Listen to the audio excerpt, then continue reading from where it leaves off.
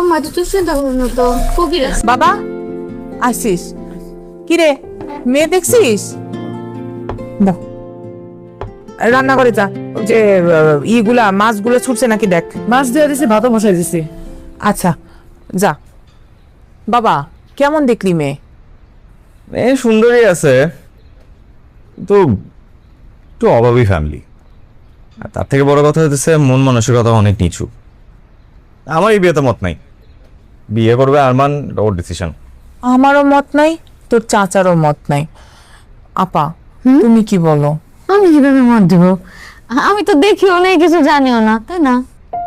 আচ্ছা, গরিব মেয়ে হয়েছে তো কি হয়েছে? গরিব মেয়েরা কিন্তু ভালো সংসারই হয়।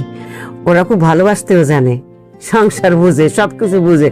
আর তোরা তো আমারও সাথে করে নিতে পারতি। আচ্ছা, বুড়া হয়েছে বলে তাকে দামও দিবি না?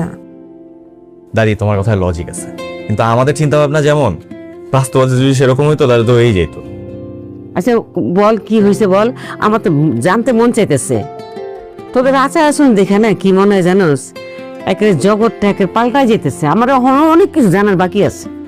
তেমন কিছু না দাদি, আমার জাস্ট মনে হলো কি আমি এক নিঃশ্বাসে একটা উপন্যাস পড়লাম, ক্লাসিক উপন্যাস। মানে যে উপন্যাসের পাতায় পাতায় অধ্যায় অধ্যায় লুকায় আছে কষ্ট। বাবা তোর তো বিয়ে দরকার, আমি তোরে বিয়ে দিব। সুন্দর দেখে ভালো ঘর দেখে একটা মেয়ে দেখে বিয়ে দিব। কি বলো আপা?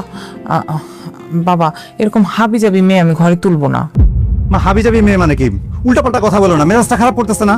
আমি তরকারি গামলাগুলো সব এখন ছুঁড়ে ফেলা দেবো কিন্তু। এই তুই রাগ দেখাচ্ছিস কারে? আমি তোর রাগ ডরাই? ফেলা, সাহস থাকলে ফেলা তো। না ঠিক আছে, থামো, থামো, থামো। আমি বুঝলাম না, মানে তুমি এটা কি করলা? আমি কি করলাম? তুমি বুঝতেছো না তুমি কি করছো?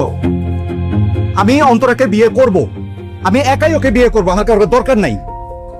আর এই বাসায় যদি অন্তরার জায়গা না হয় তাহলে আমি বাসা থেকে বের হয়ে যাবো, আই প্রমিস। কি কর? শয়তান পোলা একটা।